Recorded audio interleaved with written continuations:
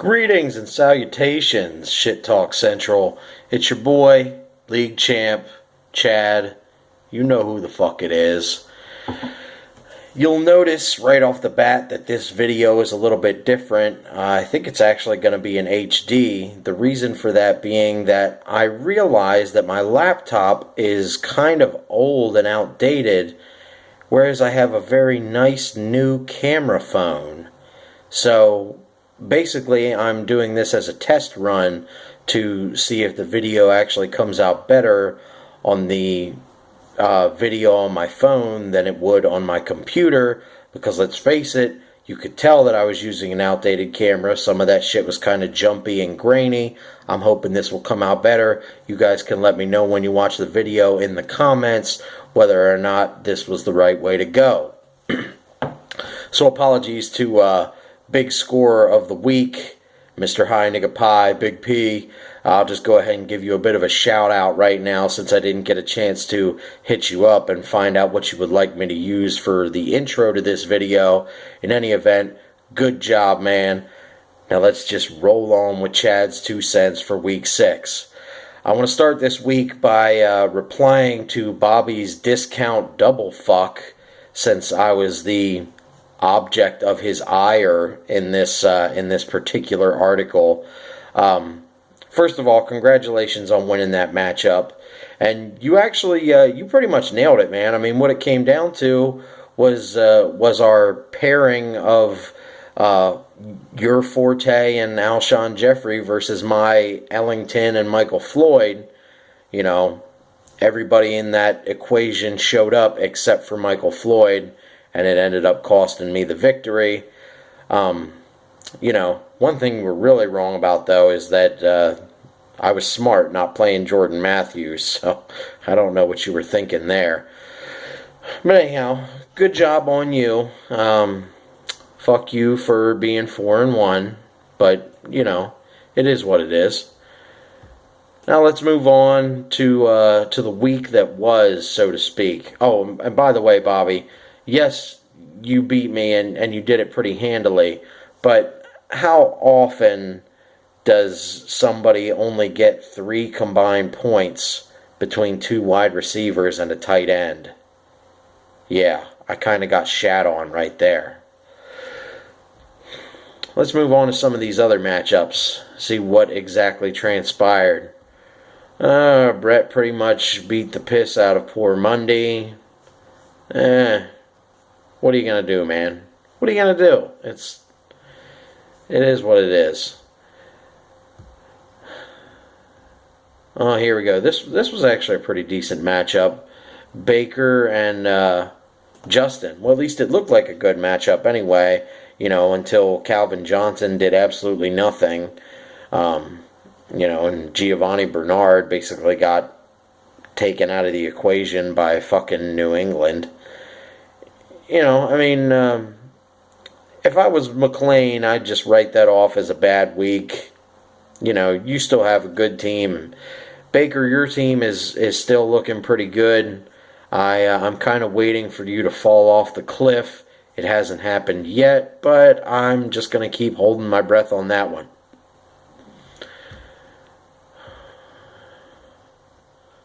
Here we go. Jeff finally got put in his place by none other than Holtz. You know, I'm sure everybody was psyched to see that. I know I was. But, you know, how often are you going to get negative 4 points from what's supposed to be one of the top defenses in the league? That did Holtz a big favor right there. But his team also finally showed up and looks like the team that he might have expected it to be. I mean, 32 points from Arian Foster, you know, 19 from Nick Foles isn't great, but it's not bad either. I mean, he had double digits down the line with the exception of his kicker. Anytime your entire team is in double digits other than your kicker, that's probably a matchup you're going to win. Good job, Holtz. Everybody loves it when you take Jeff down a notch, so good on you.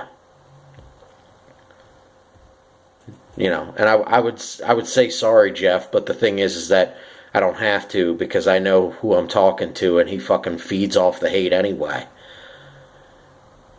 Oh man, this was a tough one. Pat versus Cupcake.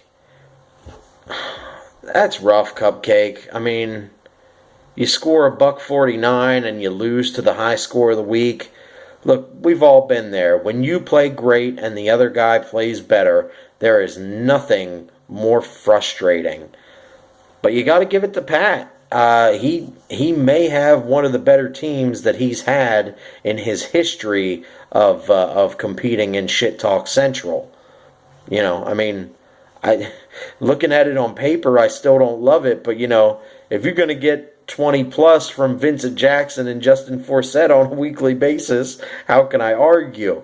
That's to say that I don't think you will.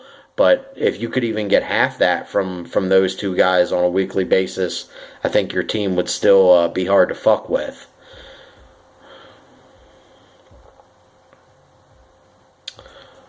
Yes. Moving on to this week's matchups. Well, here we go. I'm drawing Baker this week. Oh boy. You know, I actually think this is going to be a really telling matchup for my team. Like, I feel like if I can beat Baker, then my team is a little bit better than it seems to be. If I lose to Baker, then I think my team might be exactly what I'm fearing it is, which is to say that I'll make the playoffs and probably get ousted right away. You know, but you know, what are you going to do? You just got to play the hand you're dealt. That's what I'm trying to do. Now, right now, they've actually got me projected to beat him pretty handily, which is surprising considering that my team didn't even break a $1.20 this past week. But you know, I mean, that probably has a lot to do with the fact that Jamal Charles is on a bye. So right now he's got Isaiah Crowell and Stephen Ridley in as his running backs. I mean, look, my running backs are not great, but if the guys that I have can't beat those two scrubs in a running back face-off, then, you know, then what the fuck am I playing for? So, you know, and I see that Julio Jones has drawn himself a bit of an injury, like we all knew he eventually would. I don't know how serious it is. I'm not going to bother clicking on the link. I just thought it was worth bringing up. But you know, this is interesting for a couple reasons here. One being that I have Aaron Rodgers, and it looks like for the time being that Baker is choosing to roll with the Packers DST. Now, I know those two aren't exactly like connected, you know, it's offense and defense, but it does mean that we'll both have a stake in that same game, you know, and let's just say, you know, something crazy happens where Rodgers gets picked off and, you know, it goes back the other way for 6. Well, then, yeah, that hurts me because Rodgers loses a couple points, but it really hurts him because then his defense gets scored on when they didn't even get on the field. Crazy shit might happen. Moving on. Here we go. McLean and Pat.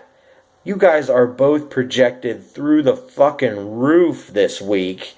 They've got Justin projected at $1.67 and Pat projected at $1.54. That is ridiculous. I don't think either of you is going to sniff those projections.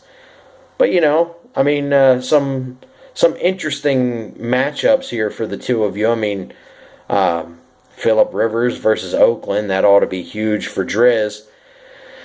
You know, P, I have to seriously question running with Joe Flacco instead of Drew Brees. I think there would be a better option out there for you. And if I was you, when you see this video, you might want to consider looking because, you know, not that I'm trying to screw Driz over, but seriously, Pat, Flacco is awful on the road. He's awful. And I know Tampa Bay isn't great, but Flacco on the road is just, it's bad juju, man. It just is. You might want to do something about that. I tell you, you know, I talk and talk and talk, and sometimes I wonder if anybody fucking listens. Here's another good matchup. This to me is always a fun matchup for the same reason that it's fun when Jeff plays Justin and when Bobby plays Brett. It's because, we always think of these groups of guys as being besties, and it's fun to watch them face off with each other. Yes, I'm talking about Holtz and Cupcake. Right now, Holtz, coming off of a pretty huge week himself. Now, he couldn't quite beat Pat for high score of the week, but he still had a huge week, and because of it, they've got him projected through the roof at 161. They only have Cupcake at 139. It seems to me like this game is going to come down to what happens in Philly and New York. I mean, because Holtz has Foles and McCoy. Obviously, he's going to roll with both of them. And Cupcake has Jeremy Maclin, who quietly right now is the number 6 receiver in our league. I don't think anybody expected him to be top 10. I mean, I own the man's jersey, and I wasn't expecting him to be top 10 at this point. But, so it seems to me like their matchup is going to hinge largely on that game, as well as the Thursday night matchup, because Cupcake has Dwayne Allen and Holtz has Reggie Wayne and Arian Foster. That's tricky to me because running backs have a really good history on Thursday nights, and Indianapolis has not been good against the run, but at the same time, Arian Foster, we've talked about this, folks. He is Captain Hamstring. He could have a setback literally any second. Hell, he could pull his fucking hamstring walking out onto the field. And no, Holtz, I'm not trying to jinx you. I'm simply stating a fucking fact. It is what it is. So yeah, I think the matchup between these two is gonna be all about those two particular games. We'll see what happens. Here's another one. Jeff and Brett. We have a lot of matchups this week that I think are going to be better than the way they're projected. Because now, yes, Jeff has not been scoring through the roof on a week-to-week basis. I've talked about the fact that I don't think his team is as good as his record. But, at the same time, I think he could still break the projection of 131 that they have him listed for. And, I mean, here's the thing, though.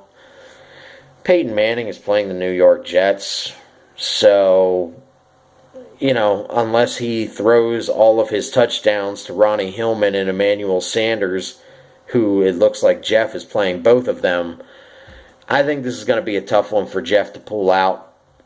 Brett right now is tied for best record in the league, and I think he fully deserves it. Now then, if you guys are paying attention, you'll know what my matchup of the week is. Here it is, Chad's matchup of the week for week 6. I know you're not going to fucking believe this, but I just had to do it. Monday versus Bobby. What? That's right, it's Monday versus Bobby, bitches. Why? Why the hell would I put Monday in the matchup of the week? I'm going to tell you. Because even a blind squirrel finds a nut. Even the sun shines on a dog's ass some days. And Monday, I'll give you a lot of credit. Picking up Andre Williams, I think he was the guy that everybody wanted this week. So good job using your number 1 waiver claim. The other thing is that I'm kind of foreseeing a decent game for T.Y. Hilton. So if you can use him to counteract Andrew Luck in the Thursday night game, I think you're off and running. I mean, yes, this would be upset of the year so far, but the projections are danger close. And, like I said, honestly, I just really think that Monday is about to have his day in the sun. And that's why, bold prediction time, fuckers, I'm picking Monday to get his first win against Bobby. That's right. You heard it here. Write it down. Chad's 2 cents, week 6. He picked Monday to beat Bobby. Now, watch me be fucking wrong. But anyhow, that's going to wrap up my 2 cents for week 6. Again, tell me if using my camera on my phone worked out better than the one on my computer. I'll see you bitches next week. Wait a minute, no I won't because I'm on vacation. Peace.